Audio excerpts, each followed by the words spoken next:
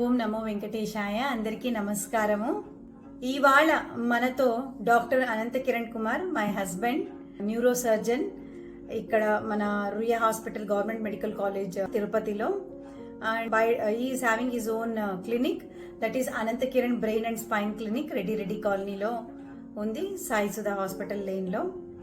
So we heartily welcome Dr. Kiran, my husband, onto the podcast. And today's podcast is on traumatic brain injury. అంటే head injury అయిన వాళ్ళకి మనం ఎటువంటి జాగ్రత్తలు తీసుకోవాలి అనే విషయాల గురించి మనకి ఈరోజు డాక్టర్ కిరణ్ గారు చెప్తారు. Hello doctor Kiran. సో ఇప్పుడు బ్రెయిన్ ఇంజురీ అంటే హెడ్ ఇంజురీ అవుతుంది పేషెంట్లకు, అయినప్పుడు వాళ్లకు అంటే ఎంత త్వరగా హాస్పిటల్కి తీసుకెళ్ళాలి? పేషెంట్కి హెడ్ ఇంజరీ అయినప్పుడు పేషెంట్ పస్పార్క్స్ వితలేకపోతున్నాడు, తెలివి తప్పిపోతున్నాడు, లేదా తన బిహేవియర్లో తేడా వస్తుంది, మగతగా ఉన్నారు, తలనొప్పితో పాటు వాంతులు అవుతున్నాయి, లేదా ఫిట్స్ వస్తున్నాయి, ఏ కొంచెం తేడా అనిపించినా ఎంత వీలైతే అంత త్వరగా నియర్ బై డాక్టర్ దగ్గర తీసుకెళ్ళాలి. ఓకే, అంటే ఎంత త్వరగా తీసుకెళ్తే పేషెంట్కి బ్రెయిన్ ఇంజురీ అనేది అయ్యే ఛాన్సెస్ తక్కువగా ఉంటుంది? అంటే ఇప్పుడు బ్లడ్ సప్లై అయ్యేది తగ్గినప్పుడే మనకు బ్రెయిన్ ఇంజురీ అయ్యే ఛాన్సెస్ ఉంటుంది ఒక్కొక్కసారి. సో అలాంటి అయితే మనము ఎంతసేపు అయితే మనకు బెటర్ అంటారు? అంటే ఎంత వీలైతే అంత త్వరగా మంచిదని చెప్తాను. ఎందుకంటే హైపాక్సియా అండ్ ఇస్కీమియా అంటే ఈ రెండు వల్ల సరిగా ఆక్సిజన్ అందకపోయినా, లేకపోతే బ్రెయిన్కి కావాల్సినంత బ్లడ్ సప్లై అందకపోయినా తొందరగా బ్రెయిన్ డ్యామేజ్ వచ్చే అవకాశం ఉంటుంది. అందువల్ల ఎంత వీలైతే అంత త్వరగా నియరెస్ట్ సెంటర్కి తీసుకెళ్తే మంచిగా ఉంటుంది. సో అది యాక్చువల్లీ బ్రెయిన్ సర్క్యులేషన్ అనేది 8 minutes అని విన్నాను నేను. Is it true? ఎందుకంటే హార్ట్ ఎప్పుడైతే స్టాప్ అవుతుందో కొట్టుకోవడము, 8 minutes వరకు బ్రెయిన్ సస్టైన్ అవుతుంది. దాని తర్వాత ఆక్సిజన్ సప్లై లేకపోతే బ్రెయిన్ పర్మనెంట్ ఇర్రివర్సిబుల్ డ్యామేజ్ అవుతుంది అని విన్నాను. ఇది నిజమా? 8 minutes కాదండి, అది 4 seconds అంటాము. 4 seconds కంటే ఎక్కువ వెళ్ళకపోతే బ్రెయిన్ డ్యామేజ్ స్టార్ట్ అయిపోతుంది. యూజువలీ హెడ్ ఇంజురీ అయిన వాళ్ళకి, రోడ్ ట్రాఫిక్ యాక్సిడెంట్ అయిన వాళ్ళకి ఎటువంటి జాగ్రత్తలు తీసుకోవాలి? ఆన్ స్పాట్లో చూసిన వాళ్ళు ఎలా వాళ్ళని ట్రాన్స్పోర్టేషన్ చేయాలి? హెడ్ ఇంజురీ అనేది ఎలా తెలుసుకోవాలి హెడ్ ఇంజురీ అయింది అని? ఒకటండి, ఇంజురీ మెకానిజం మనం చూస్తే ఎంత సివియర్గా యాక్సిడెంట్ అయింది అనే దాన్ని బట్టి మనకు తెలుస్తుంది. రెండోది వచ్చి ఆ పేషెంట్ హెల్మెట్ వేసుకున్నారా, లేదా కార్లో ఉంటే సీట్ బెల్ట్ పెట్టుకున్నారా అనే దాన్ని బట్టి కూడా సివియారిటీ అసెస్ చేయొచ్చు. మూడోది ఏంటంటే ఆ తగిలిన ప్రదేశంలో తనకి తలకు గాయాలు ఏమైనా ఉన్నాయా, తలలో ఏమైనా చర్మం ఏమైనా చీలిందా, లేకపోతే ముక్కులోంచి ఏమైనా రక్తం కారుతుందా, చెవిలోంచి ఏమైనా రక్తం కారుతుందా, మనం పిలిచేదానికి తను ఏమైనా రెస్పాన్స్ ఇస్తున్నాడా లేదా. అట్లే ఒకసారి కనుపాపలు చూస్తే కనుక లైట్ రియాక్షన్ అంటాం మేము, అది పీపుల్స్ రియాక్ట్ అవుతున్నాయా లేదా, ఇవి మనకు చూసి దాన్ని బట్టి సివియారిటీ తెలుస్తుంది. ఏ డౌట్ వచ్చినా కూడా ఎంత వీలైతే అంత దగ్గరలో ఉండే డాక్టర్ చూపిస్తే మంచిదండి. ఓకే, అంటే హెడ్ ఇంజురీ అంటే రక్తము బయటికి కనిపిస్తూ ఉండాలా? తల్లో నుంచి రక్తం రావడం అది ఉండాలా, లేక అది లేకుండానే హెడ్ ఇంజురీ అవుతుందా యాక్సిడెంట్ సైట్లో? అంటే హెడ్ ఇంజరీ అన్నంత మాత్రం తల్లో బయటికి రక్తం కనిపించాలనేది ఏం లేదండి.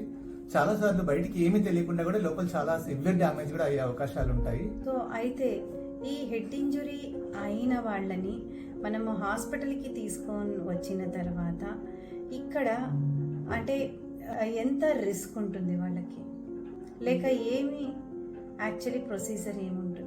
అంటే ఎవరైనా హెడ్ ఇంజరీ కానీ లేదా ఒక పాలిట్రామా పేషెంట్ వచ్చినప్పుడు ఫస్ట్ వచ్చిన వెంబటే మేము వైటల్స్ చూస్తామండి. వైటల్స్ అంటే heart rate, BP, pulse, oxygen saturation చూస్తాము. ఫస్ట్ వాటిని అటెండ్ అవుతాము.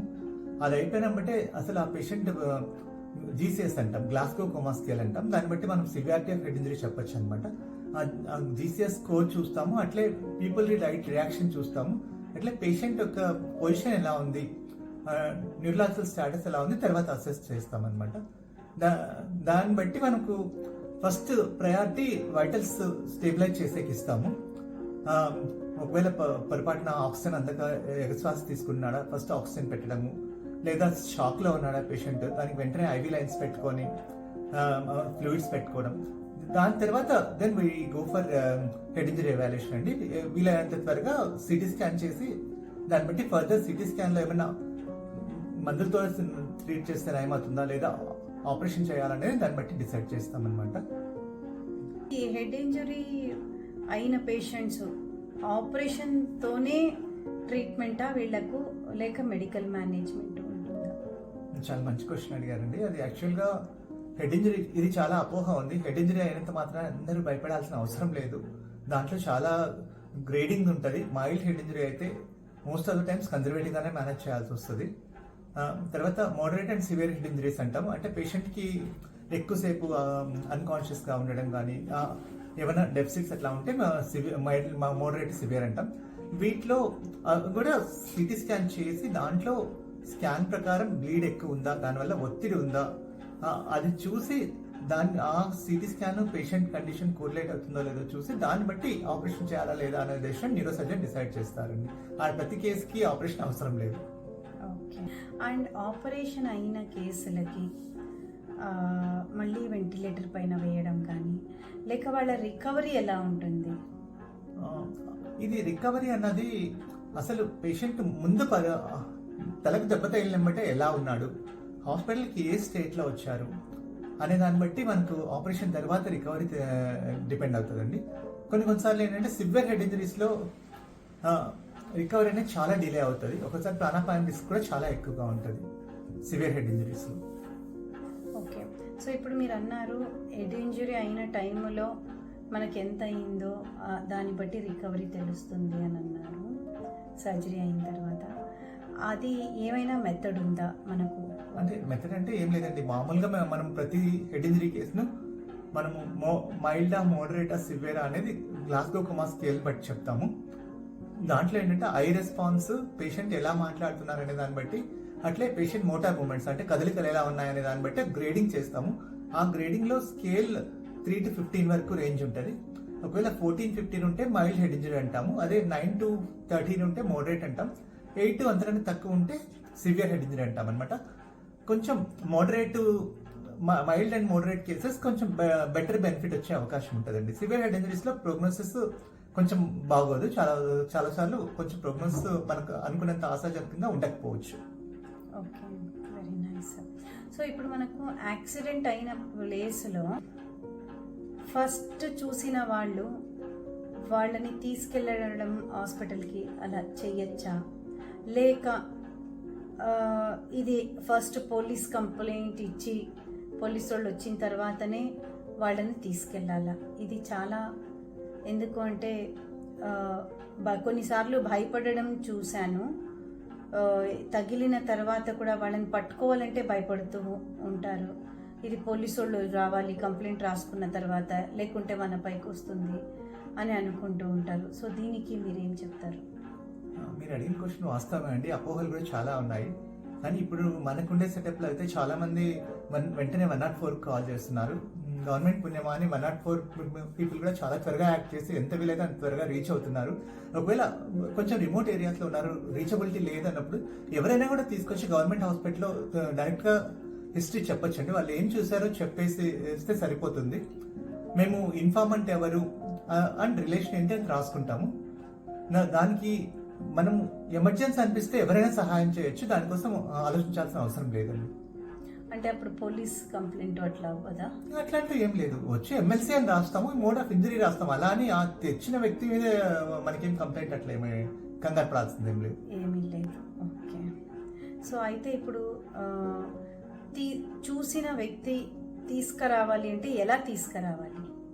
కానీ మంచి క్వశ్చన్ అడిగారండి. చూసిన వ్యక్తి ఎలా తీసుకురావాలి అనే దానికి ఒకటి, పేషెంట్ అక్కడ హెడ్ ఇంజరీ ఒకటే ఉందా, లేదా దాంతోపాటు ఏమైనా స్పైనల్ ఇంజరీస్ ఏమైనా ఉన్నాయా, లేకపోతే దాంతోపాటు పాలిట్రామా అంటే చెస్ట్ ఇంజరీ కానీ లేకపోతే లాంగ్ బోన్ ఫ్రాక్చర్స్ కానీ ఏమైనా ఉన్నాయా లేదా కూడా కొంచెం అసెస్ చేసుకోవాలండి. అది ఎలా చెప్తామంటే పేషెంట్ పొజిషన్ బట్టి చెప్తాం. పేషెంట్ ఏ స్టేట్ లో ఉన్నారని. కానీ వీలైనంత వరకు కూడా మనం ఎవరైనా పేషెంట్ షిఫ్ట్ చేయాలంటే మెడకు ఒక పట్టీలాగా వేసి, లేదా లాంగ్ బోన్ ఫ్రాక్చర్ సస్పెక్ట్ చేస్తే అక్కడ ఒక కనీసం ఏది లేదు బయట సెటప్ లో ఒక స్టిక్ లాగా కానీ ఏమైనా పెట్టి దానికి ఒక తాడులాగా చుట్టి దాన్ని కదలకుండా ఇమ్మొబలైజ్ చేయకుండా, అంటే కదిలితే ఇంకా ఫ్రాక్చర్ డ్యామేజ్ ఎక్కువ ఉంటుంది కాబట్టి కదలకుండా అట్లా పెట్టేసి, ప్లస్ వీలైనంత వరకు ఒక ప్లెయిన్ కార్డ్బోర్డ్ లాగా ఉంటే దాని మీద పట్టుకొని షిఫ్ట్ చేయడం సేఫ్ ఉంటుంది. అట్లే మెడ కూడా ఎక్కువ తిరగకుండా ఈ పక్క ఒకటి ఆ పక్క ఒకటి ఒక సపోర్ట్ లాగా, అంటే ఏమీ లేకపోతే ఒక చిన్న ఇటుక రాయి అయినా కూడా ఈ పక్క ఒకటి ఆ పక్క ఒకటి పెట్టుకొని తిరగకుండా, స్పైన్ డ్యామేజ్ కూడా ఎక్కువ లేకుండా వస్తే మంచిదండి. ఇంకా అన్నిటికంటే ముఖ్యం ఏంటంటే, ఒకవేళ పేషెంట్ హెడ్ ఇంజరీ వచ్చి వాళ్ళకు ముక్కులోంచి రక్తం కారుతుంది, ఫిట్స్ వచ్చాయి, అట్లా అప్పుడు మాత్రం పేషెంట్ ఒక సైడ్కి పడుకోబెట్టి తల కొంచెం కిందికి వాల్చి మెల్లగా షిఫ్ట్ చేయడం వల్ల ఏమవుతుందంటే ఏమైనా నోట్లో సెక్రేషన్స్ అట్లా ఉన్నా కూడా ఆస్పిరేట్ చేయకుండా ఉంటారు. ఇది ఒక పద్ధతి అండి. Okay, very nice. సో ఇంకేమైనా మీరు హెడ్ ఇంజరీ గురించి కామన్ పీపుల్కి అర్థమయ్యేలాగా వాళ్ళకు మోర్ ఇంపార్టెంట్ విషయం అనేటిది ఏదైనా మీరు ఇన్ఫర్మేషన్ ఇవ్వాలా అనుకుంటే, అంటే గోల్డెన్ హవర్ ఈ దీనిల గురించి కానీ ఇంకేదైనా వాళ్ళకు ఇన్ఫర్మేషన్ ఇవ్వాలనుకుంటున్నారా? నేను చెప్పేది ఏంటంటే అండి, ఇప్పుడుండే హై స్పీడ్ టైంలో, ఐ మీన్ ఇప్పుడు ఎవరికి టైం లేదు, అందరు హడావిడిగా వెళ్ళే టైం అనమాట.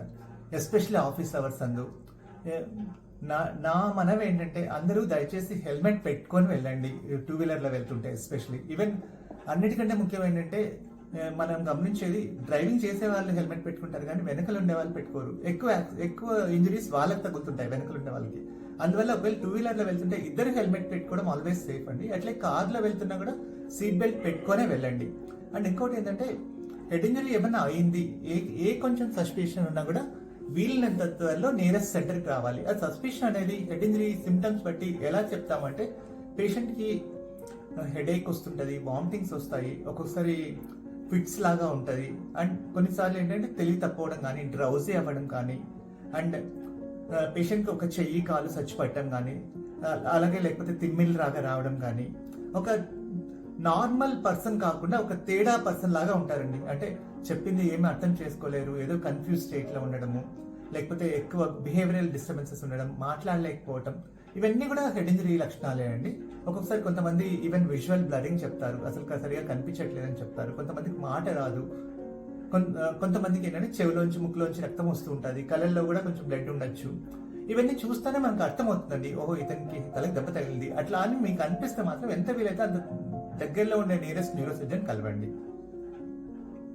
అండ్ ఇంకొకటి నేను చెప్పేది ఏంటంటే, చాలా మంది తల్లిదండ్రులకు ఇంట్లో చిన్న పిల్లలు బాల్కనీలో అందరూ ఆడుకుంటూ ఉంటారండి. చాలా జాగ్రత్తగా చూసుకోవాలి. ఎందుకంటే ఎంతో మంది మేము మీద నుంచి కింద పడి వచ్చే వాళ్ళని చూస్తుంటాం. చిన్న పిల్లలు బాల్కనీలోకి వెళ్తున్నారంటే 1-2 సార్లు జాగ్రత్తగా చూసుకోవాలి. కింద పడకుండా చూసుకోవడం వల్ల చాలా యాక్సిడెంట్ ప్రివెంట్ చేయగలము. అండ్ థర్డ్ ఏంటంటే, స్పోర్ట్స్ ఇంజరీస్ అండి. ఎస్పెషల్లీ అందరు పిల్లలు ఆడుతూ ఉంటారు, పిల్లలే కాదు ఎవరైనా స్పోర్ట్స్ పర్సన్ కానీ టీచర్లు కానీ, మనకి ఇది అందరికీ తెలియాలండి. ఏంటంటే కంకషన్ ఇంజరీ అని ఒకటి ఉంటుంది. కంకషన్ ఇంజరీ అంటే బ్రీఫ్ లాస్ ఆఫ్ కాన్షియస్నెస్ అనమాట. ఈవెన్ తలకు ఒక దెబ్బ తగలడం ఏ విధంగా అయినా కావచ్చు, ఆడుకుంటూ పడిపోవచ్చు, లేదా ఒకరికొకరు తగిలవచ్చు. అట్లా తగిలినప్పుడు ఒక బ్రీఫ్ ట్రాన్సెంట్ పీరియడ్ ఆఫ్ అన్కాన్షియస్నెస్ ఉంటుంది, మళ్ళీ నార్మల్ అయిపోతారు. కానీ కొద్దిసేపు తర్వాత వాళ్ళలో కొంచెం బిహేవియరల్ తేడాలు కానీ, ఏమన్నా కొంచెం తేడా అంటే డ్రౌజీగా ఉండడము, లేకపోతే నిద్ర పట్టకపోవడము, లేకపోతే వామిటింగ్స్ రావడము, లేకపోతే కొంచెం డల్గా ఉండడం, ఇట్లా ఏమైనా లక్షణాలు ఉండి తేడా అనిపిస్తే మాత్రం ఎంత వీలైతే అంత తొందరగా నియరెస్ట్ డాక్టర్ దగ్గర తీసుకెళ్ళాలి. ఫస్ట్ టీచర్లు అయితే పేరెంట్స్కి ఇన్ఫార్మ్ చేయండి అండ్ వాళ్ళకు ఈ కంకషన్ ఇంజరీ గురించి చెప్పండి. ఇది ఎందుకంటే అండి, ఫస్ట్ ఒకసారి జరిగినప్పుడు బ్రెయిన్ ఆటోమేటిక్గా రికవర్ అయ్యే అవకాశాలు చాలా ఉంటాయి. కానీ రిపీటెడ్ ట్రామా వల్ల డ్యామేజ్ ఎక్కువ ఉంటుంది. కొన్నిసార్లు బ్రెయిన్లో వాపు వచ్చేసి ఒకసారి ప్రాణాపాయం రిస్క్ కూడా చాలా ఉంటుంది. ఎస్పెషలీ స్పోర్ట్స్ ఇంజరీ పర్సన్స్లో ఇది చాలా ముఖ్యమండి. స్పోర్ట్స్ ఆడుకునే వాళ్ళలో ఇట్లా జరిగిన వాళ్ళలో ఇది చాలా ముఖ్యం అనమాట. సో ఏ డౌట్ వచ్చినా కూడా నియరెస్ట్ న్యూరోసర్జన్ కలవండి. సో చాలా మంచి విషయాలు మనకు డాక్టర్ కిరణ్ గారు ఈరోజు అంటే హెడ్ ఇంజరీ గురించి చెప్పడం జరిగింది. అయితే మనకు ఇంకా ఏదైనా చెప్పదలుచుకుంటే మీరు చెప్పండి. నేను చెప్పేది ఒకటే అండి, హెడ్ ఇంజరీ అన్నంత మాత్రం భయపడాల్సిందని కాదు. హెడ్ ఇంజరీకి కూడా ఇప్పట్లో లేటెస్ట్ అడ్వాన్స్మెంట్స్ తర్వాత చాలా మంచి మెడికేషన్స్ వచ్చాయి. చాలా వరకు కూడా ప్రయత్నం చేసి ప్రాణాలు కాపాడేకి డాక్టర్లు 100% ఎఫర్ట్ పెడతారు. అండ్ కొన్ని ఎవరి చేతిలోనూ ఉండవు. మన ప్రయత్నం చేసినా కూడా కొన్ని ప్రోగ్నోసిస్ బాగోకపోవచ్చు సివియర్ హెడ్ ఇంజరీస్లో, వాటికి మనం ఏం చేయలేము. కానీ వీలైనంత వరకు కరెక్ట్ టైంకు వచ్చి కరెక్ట్ టైంలో ఒకవేళ సర్జరీ అవసరమైతే ఇంటర్వ్యూన్ చేయగలిగితే చాలా మందిని మనం సేవ్ చేయొచ్చు. హెడ్ ఇంజరీ అన్నంత మాత్రం ప్రాణాంతకము అని మాత్రం ఆ అపోహలో ఉండకండి. ఎంత వీలైతే అంత త్వరగా మెడికల్ అటెన్షన్ వచ్చేదానికి తీసుకొచ్చే ట్రై చేయండి. Okay, thank you so much doctor Kiran, and it was an wonderful awareness on head injury అనమాట. సో చాలా ఇన్ఫర్మేషన్ మీరు చాలా చక్కగా జనాలకు అర్థమయ్యే రకంగా ఏది ఇంపార్టెంటో దాన్ని చెప్తూ అవేర్నెస్ హెడ్ ఇంజురీలో క్రియేట్ చేయడం జరిగింది. సో మీకు ఇంకేదైనా న్యూరో సర్జరీ కానీ స్పైన్ ఇష్యూస్ ఏదైనా మీకు ఇన్ఫర్మేషన్ తెలుసుకోవాలనుకుంటే అలాంటి వీడియో చేయమని రిక్వెస్ట్ చేయొచ్చు. అండ్ ఆల్సో సో మీకు ఏదైనా న్యూరో అండ్ స్పైన్ ఇష్యూస్ ఏవైనా ఉన్నా కూడా doctor Anantha Kiran Kumar, neuro surgeon and spine surgeon, so Anantha Kiran brain and spine clinic, Reddy కాలనీలో మీరు చూపించుకోవచ్చు, 3rd lane. So contact numbers are provided here. Thank you so much and have a very, very great day. Thank you very much.